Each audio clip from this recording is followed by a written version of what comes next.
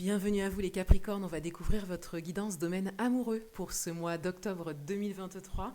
Je vous invite à regarder la vidéo d'introduction ainsi que votre guidance générale. Et je vais revenir sur les cartes principales. Donc la carte qui a été tirée pour vous pour cet automne, ainsi que la carte qui a été tirée pour vous euh, concernant le domaine amoureux. Et vous voyez, si vous connaissez un petit peu les jeux de tarot, que c'est la même. Donc pour cet automne, en fil conducteur, on a le pendu. Donc on avait vraiment cette idée d'arrêt nécessaire. Le fait de voir les choses sous un autre angle, de prendre un autre angle de vue, en fait, quel que soit le domaine. Et vous avez besoin pour cet automne de marquer une pause, de vous arrêter pour considérer les choses d'une manière différente, pour prendre du recul, de la hauteur, vous isoler aussi pour certains d'entre vous. Pour le domaine amoureux, c'est la même carte qui est ressortie. Donc du coup, le message est amplifié pour vous, particulièrement dans le domaine amoureux.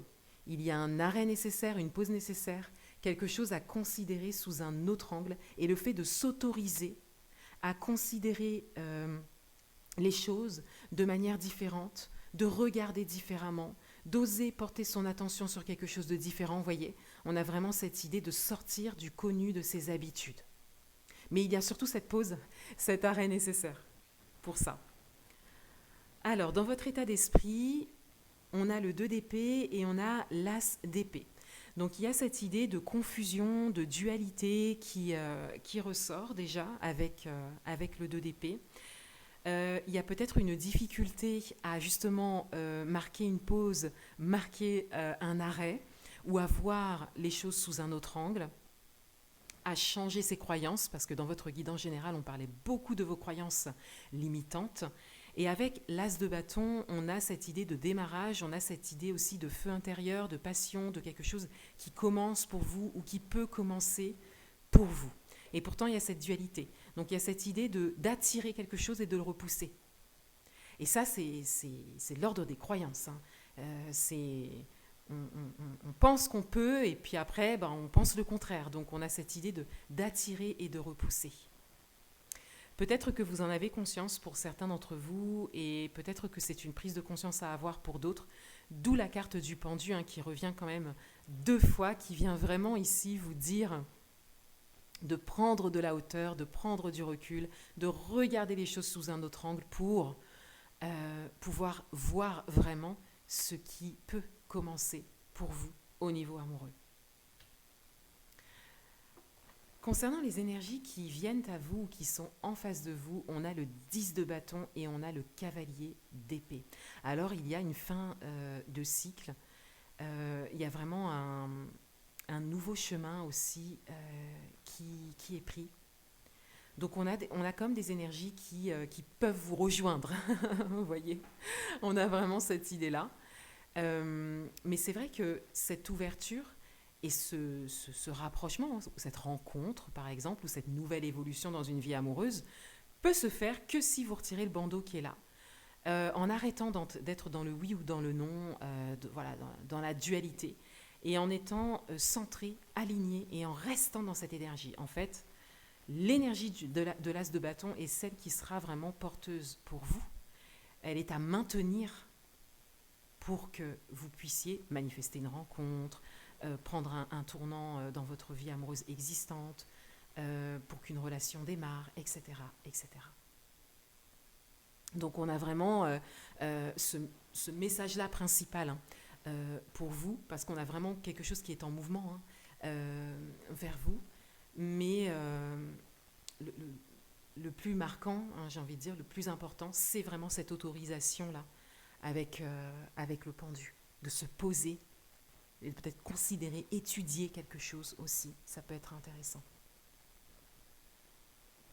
Alors, le dos du paquet. Et on a le fou. Vous avez des cartes qui sont assez fortes, voilà, pour des messages comme ça, principaux. Parce qu'avec le fou, on a cette idée de se jeter dans l'inconnu, de se lancer, de croire que vous êtes soutenu par la vie, que les solutions se présenteront pour vous, vous voyez. Mais cette énergie du fou, au regard de votre guidance générale et donc de votre guidance domaine amoureux, on a vraiment cette idée que elle peut se réveiller et donc être intégrée si vous marquez cette pause, cet arrêt, si vous prenez ce recul.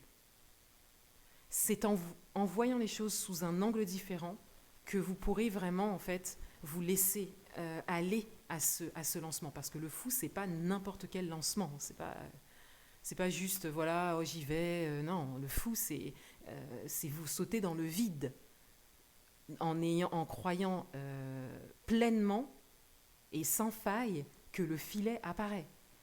Et c'est ce qui se passe, hein. Mais pour être dans cette énergie du fou, il faut en avoir conscience et il faut avoir un point de vue différent. Encore une fois, différent que celui que vous connaissez des points de vue communs, en fait, hein. Voilà.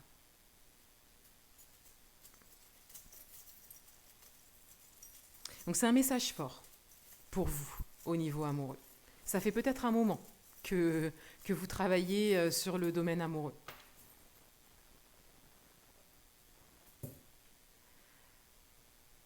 Alors, on a le cœur avec friend. Donc là, on a comme une indication par rapport à votre entourage amical. Donc peut-être avoir un autre regard sur une relation amicale. On a le triangle ou la pyramide. Donc ici, on a des énergies assez fortes en termes de soutien, d'élévation, hein, d'énergie qui vous accompagne. Là, on cherche vraiment à vous faire ascensionner au niveau amoureux. Avec l'araignée, on a cette idée de tisser sa toile, de pouvoir construire quelque chose fil après fil. Peut-être qu'il y a une autre toile à détisser avant. Peut-être qu'il y a aussi une forme de tristesse pour certains d'entre vous, c'est aussi le message de l'araignée, mais au regard de vos tirages, c'est vrai que ce message-là ne ressort pas forcément. Donc on a plus ce message de tisser sa toile. On a le nœud ici, donc soit avec des nœuds à défaire, des nœuds dont vous devez prendre conscience. Ça peut parler d'un cadeau aussi, un cadeau de la vie, quelque chose qu'on vous présente, hein, qu'on vous présente en fait. Et que peut-être que vous ne voyez pas depuis le temps. Et la fleur. Donc on a vraiment quelque chose de beau, quelque chose qui est en éclosion, quelque chose qui est là pour vous. D'où ce message de regarder les choses sous un autre angle, de considérer quelque chose sous un autre angle. Voilà pour vous les Capricornes. Encore une fois, je vous souhaite un beau mois d'octobre. À bientôt.